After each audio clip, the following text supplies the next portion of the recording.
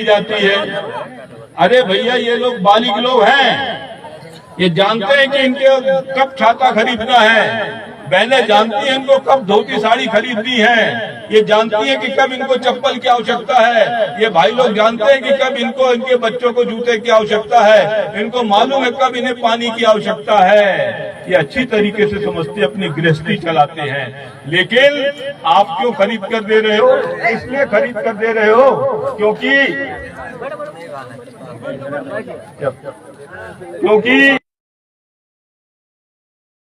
के माध्यम से आप कुप्पी जब 50 लाख खरीदते हो, उसमें आप बोनस में से सेंध लगाते हो और कमीशन खाते हो।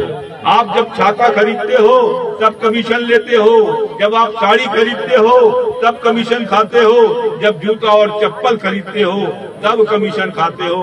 और ये कमीशन कोई भारत सरकार नहीं दे रही है, ये कमीशन कोई मध्य प्रदेश सरकार नहीं दे रही है, ये आपकी मेहनत की कमाई का जो कमीशन था, बोनस था, उसमें से पैसा चुराया जा रहा है। और ऐसा चुराया जा रहा है कि जंगल के मुंशी से लेकर मध्य प्रदेश का मुख्यमंत्री तक शामिल रहता है।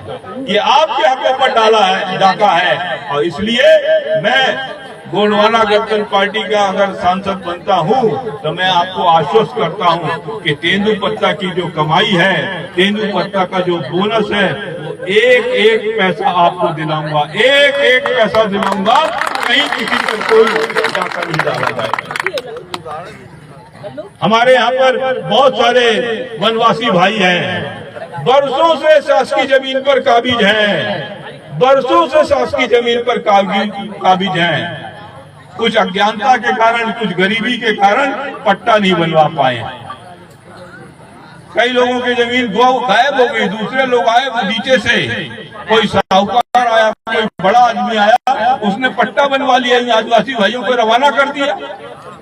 सरकार ने भी समय समय पर जो जमीन आवंटित किया है, उस जमीन का भी इन लोगों का कब्जा नहीं मिला है, कोई दूसरा कब्जा जमा के रखा हुआ है। मैं गोंडवाना गठबंधन पार्टी की ओर से आपको आश्वासन देता हूं कि ऐसी जो भी जमीन है जिस पर दूसरे ने कब्जा बनाया है, वो सारी जमीनों को मैं कब्जा मुक्त कराऊंगा। मैं आपको आश्वासन देता हूं कि आपको जो सरकारी जमीन पर आप काबिज कास्त हो, उस जमीन का हम सर्वेक्षण कराकर, निरीक्षण कराकर उस जमीन का आपको पट्टा बनवा कर दिलवाएंगे, उस जमीन का पट्टा बनवा कर दिलवाएंगे।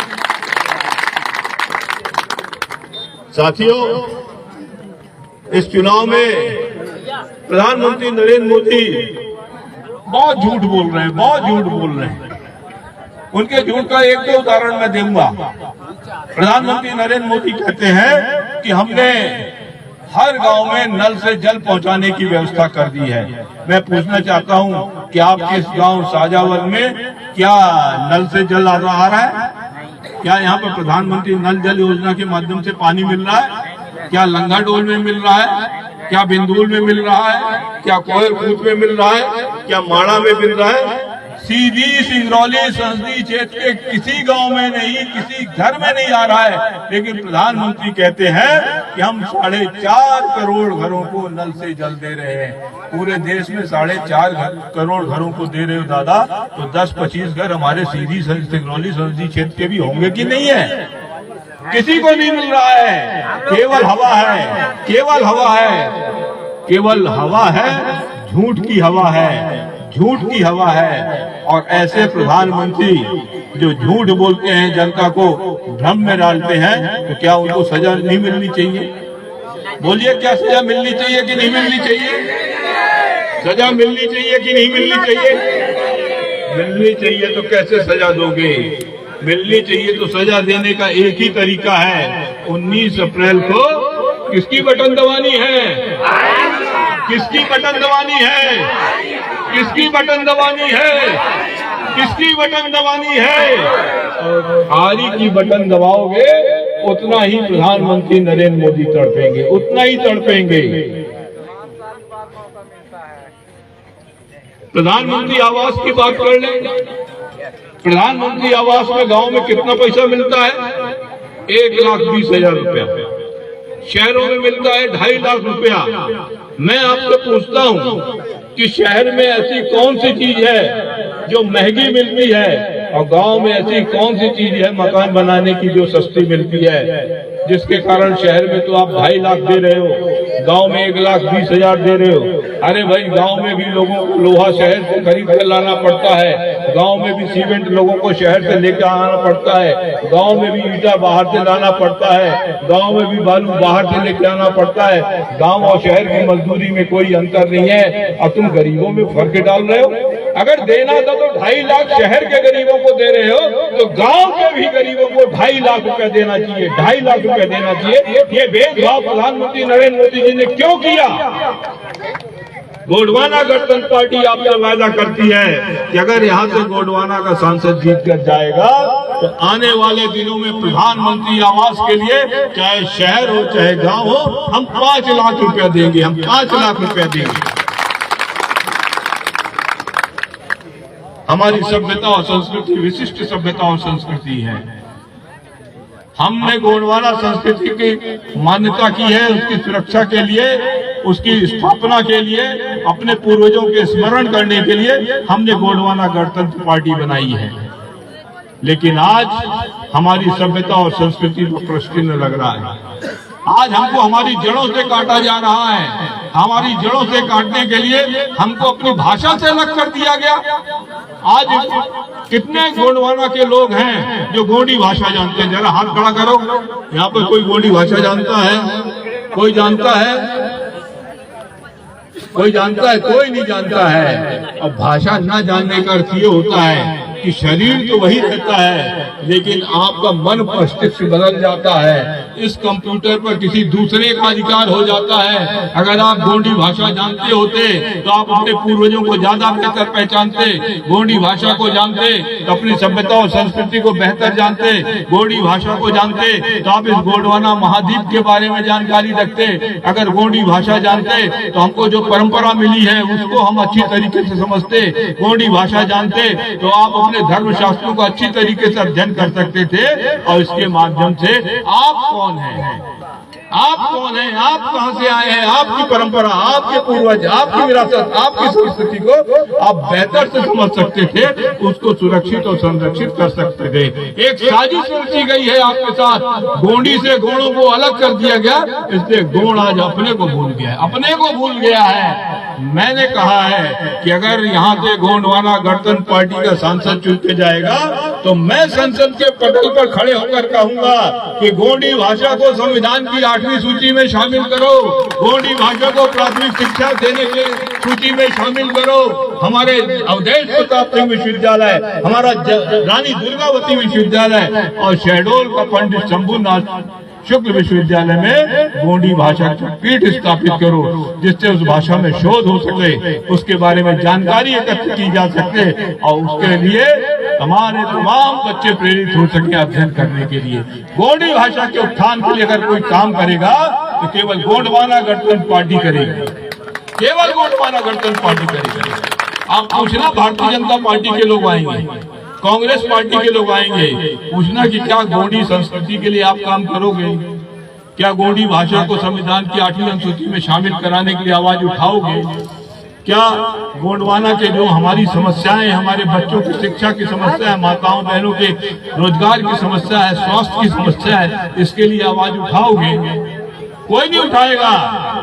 यहाँ से जीत कर जाएंगे, चाहे भाजपा का प्रत्याशी हो चाहे कांग्रेस का प्रत्याशी हो, केवल एक काम करेगा, केवल एक काम करेगा, वो अपने नेताओं के सामने दुम हिलाएगा, दुम हिलाएगा। लेकिन गोंडवाना का शेर अगर जीत कर जाता है आपके वोटों के माध्यम से, तो वहां पर गोंडवाना का शेर आपके लिए दहाड़ेगा, आपकी सुविधाओं के लिए दहाड़ेगा, और ऐसा दहाड़ेगा कि भारत की संसद हिल जाएगी। इसलिए आप तय करो कि आपको कैसा सांसद चाहिए।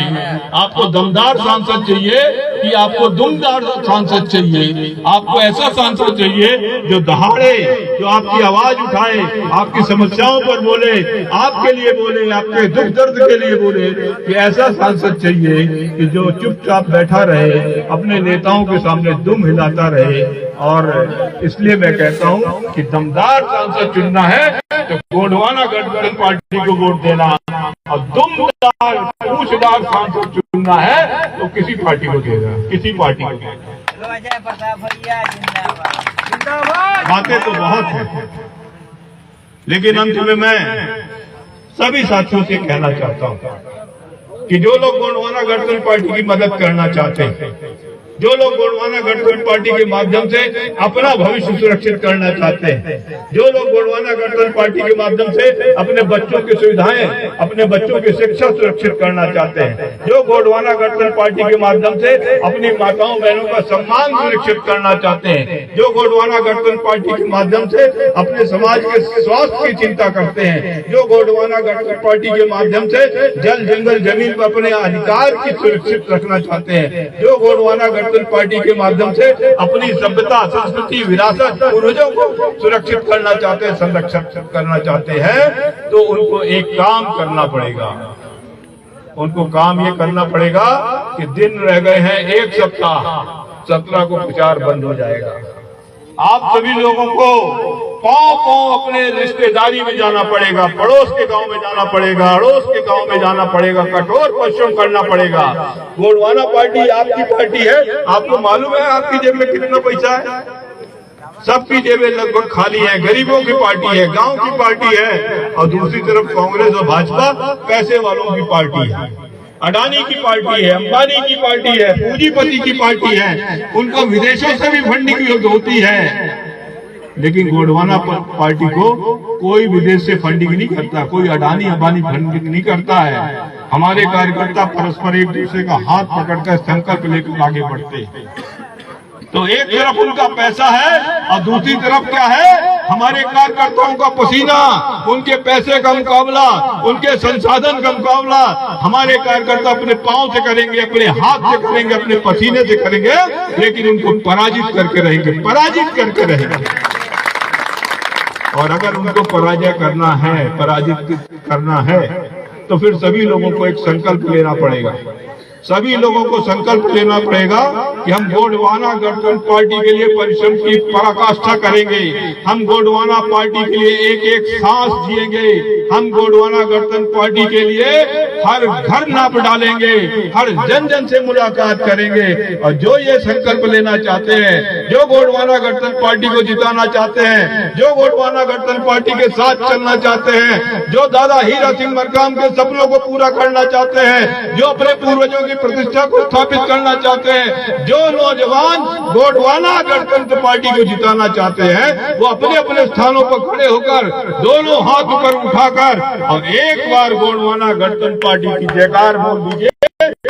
आपकी जयकार की गूंज दिल्ली तक पहुंचनी चाहिए, जिससे लोगों को मालूम चल जाए कि गोंडवाना गठबंधन पार्टी नहीं, गोंडवाना पार्टी का